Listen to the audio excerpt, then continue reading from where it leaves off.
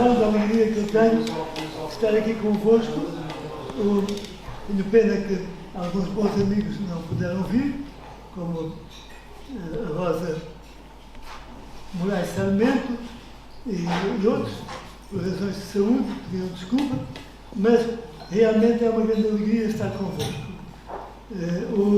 Quero agradecer em especial à Real Associação do Porto, que teve o trabalho e cuidado de lançar esta iniciativa, já há 3 anos, e a Real Associação de Trás-os-Montes e Alto Douro, que deu todo o apoio e que conseguiu esse lugar excelente, de grande qualidade, e a maior parte dos nossos amigos que estão aqui hoje vieram através da Real Associação de Trás-os-Montes. Na verdade, é um pensamento que nós temos todos que cultivar, que é, nós temos ideias políticas, sabemos de coisas que estão a funcionar muito mal no atual regime republicano, sabemos da boa influência que os militantes e os responsáveis monárquicos têm na sociedade regional, na questão. Temos a história em que, por exemplo, o Ribeiro Gonçalves Ribeiro Teles, Barrigar as Ruas, todo um grupo de intelectuais monárquicos conseguiram mudar a posição portuguesa em muitos aspectos.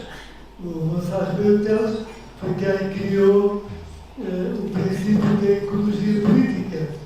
Antes não existia, antes havia associações, grupos. Eu era sócio, desde os meus 10 anos, sou sócio da Liga de Proteção da Natureza, mas não havia uma representação política. Ribeiro Teles conseguiu levar este assunto e este ideal para a política, que é fundamental. Felizmente, os outros partidos imitaram e seguiram um bom exemplo e aderiram a muitas ideias. Algumas vezes de uma maneira pouco científica e um bocado disparatada, por vezes até, mas é preferível fazer de mais do que de menos em matéria ambiental e incluindo uma coisa muito importante que felizmente o nosso Papa também tem seguido, que é a ecologia humana. A ecologia faz todo o sentido se tiver a pessoa humana no centro das suas preocupações. Daí que uma agricultura feita com preocupação de ser viável a longo prazo, de fazer uma agricultura que proteja o ambiente, que seja útil para o futuro, que seja sustentável, como hoje é muito costume dizer, é fundamental para o futuro da humanidade. Infelizmente, por exemplo, ainda hoje, não tenho a certeza agora do número, mas mais de metade das terras agrícolas portuguesas têm um grande problema de falta de fertilidade, sobretudo fertilidade de matéria orgânica.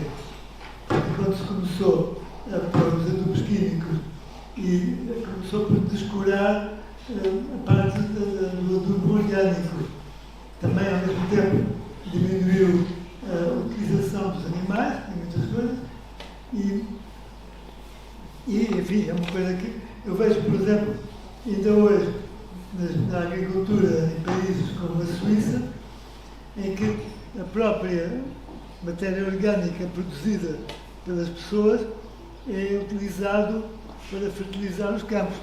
E embora isso hoje não vejo em Portugal, ninguém faz isso, e se calhar a ASAI até ia levantar problemas.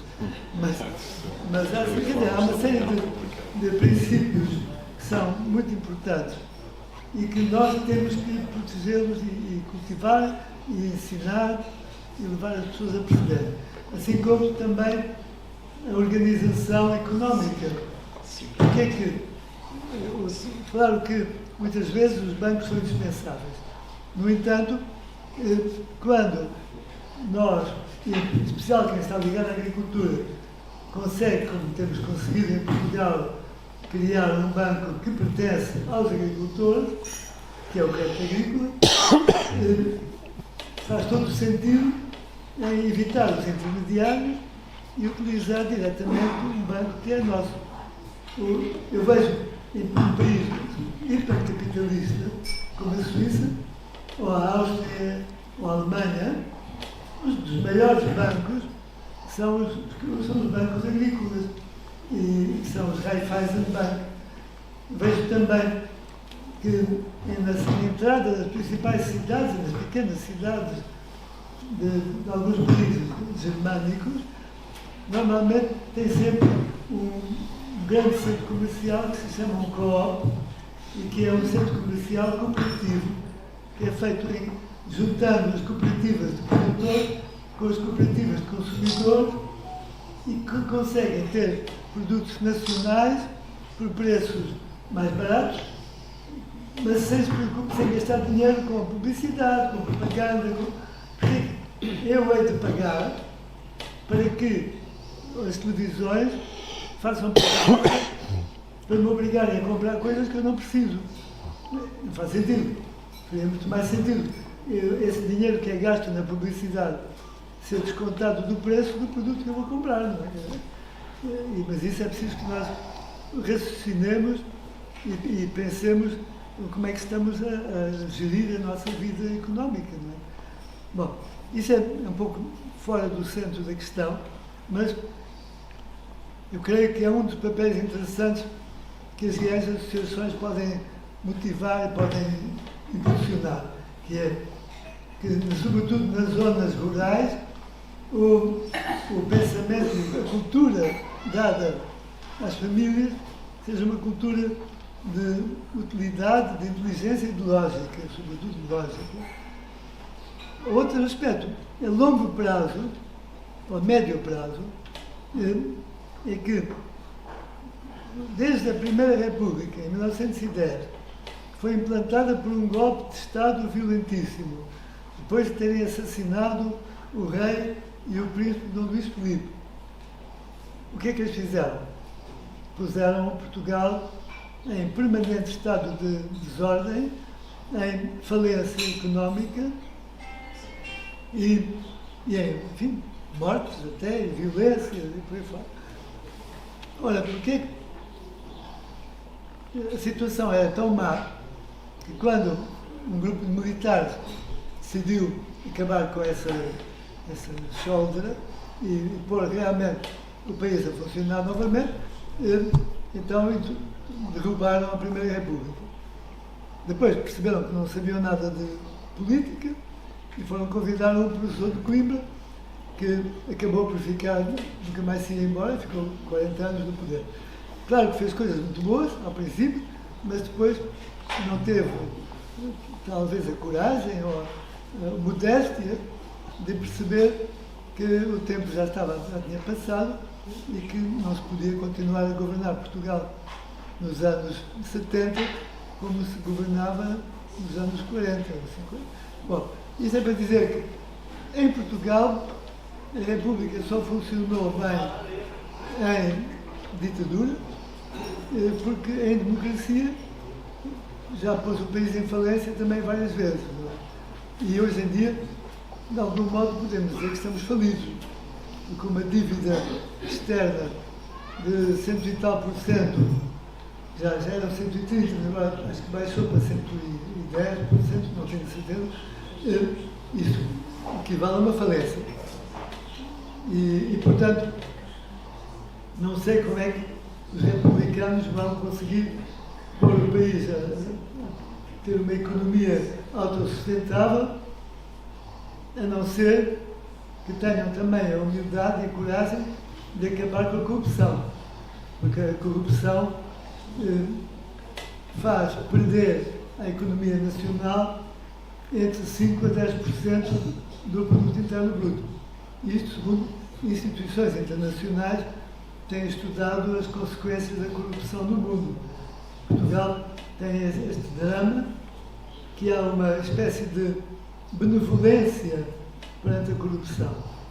A maior parte das pessoas, no fundo, dizem: se fosse eu, se calhar fazia o mesmo. E então, desculpam os corruptores. E isto é também um outro papel que eu acho que as redes sociais podem ter, que é mostrar que a corrupção rouba-nos a nós todos. Se os hospitais têm falta de meios, é por causa da corrupção. Se as escolas e os professores são mal pagos, em parte será porque também o dinheiro é mal gasto noutras coisas. Não é? Se há 2 autoestradas paralelas entre Lisboa e Porto, que obviamente foram feitas porque pessoas a meter dinheiro ao bolso na construção das autoestradas. Aliás, muitas das autoestradas podiam ser substituídas por excelentes estradas de 3 faixas, ou simplesmente boas estradas de 4 faixas, mas que não precisavam ser autoestradas, bastavam ser como em França e como muitos outros países têm boas estradas de 4 faixas, ficam 10 vezes mais baratas do que uma autoestrada. Eu lembro-me aqui no caminho enfim, entre Porto e a fronteira espanhola, há uma dada altura em que há um viaduto enorme por cima de um valezito que não se justifica. Então, quando perguntei a alguém da política local porquê é que fizeram aquele viaduto enorme, é porque há um caminho de lobos que passam por ali. Acho que ninguém viu os lobos. Mas quando fizeram a ponte, começaram a fazer a ponte Vasco da Gama, antes de começarem, eu fui falar com o Ministro das Obras Públicas, que aliás é uma pessoa simpática e irmão de um bom amigo, e perguntei-lhes porquê que fazem uma ponte tão grande, porquê que não escolhem um sítio mais estreito, 5 km mais acima, no Rio Tejo, podia-se fazer uma ponte com 1 km. Não, porque é assim que é preciso. Ou seja, gastaram uma fortuna imensa a fazer uma ponte que na verdade não era preciso estar ali, podia estar num sítio com o Tejo um pouco mais estreito, em que servia os principais objetivos da ponte Vasco da Gama.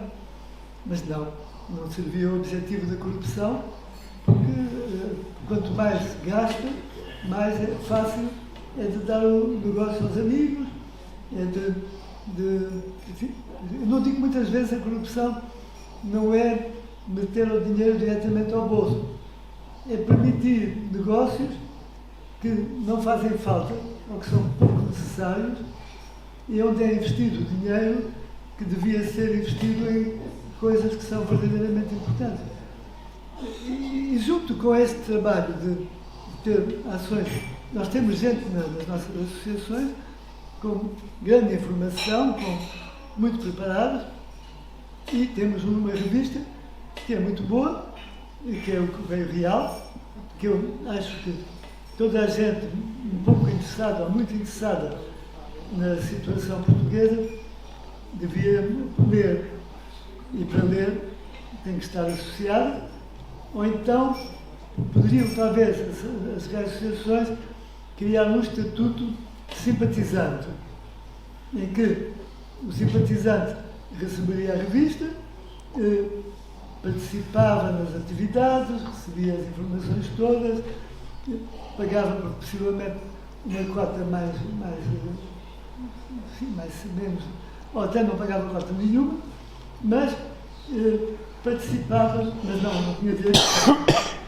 E desse modo podia ser depois um futuro associado, à medida que ele percebesse a utilidade e o interesse de estar ligado a uma real associação, acabaria por ser associado. Há pessoas que não se associam porque têm preconceitos. É uma das grandes razões porque muita gente diz que não é monárquica. Há muita gente que tem um pensamento perfeitamente politicamente claro e até concordam com a ideia da monarquia, mas são republicanos. Eu tive uma conversa dessa muito interessante com o Dr. João Soares, quando foi da visita da princesa da Tailândia.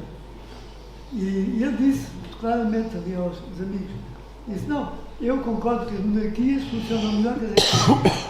Concordo que, nesse aspecto, e concordo que o Sr. Dom Duarte tem uma posição muito interessante e eu próprio o apoiei, ele apoiou realmente iniciativas minhas, e realmente é uma pessoa enfim, teve a honestidade perante ali um grupo de colaboradores dele de dizer isso.